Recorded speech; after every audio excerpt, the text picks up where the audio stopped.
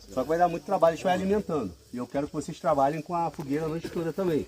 Ela pode durar uma noite inteira, pode durar horas. Quanto menos oxigênio tiver, mais demorada a queima dela. Além disso, por serem umas toras um pouco mais densas, ela não vai chegar a uma altura grande, ela não é uma fogueira de sinalização, ela é uma fogueira para manutenção do calor.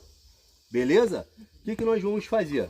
Depois nós vamos fazer 2 tipos a mais. Aquela fogueira que a gente chama de log cabin, que é a fogueira de São João, e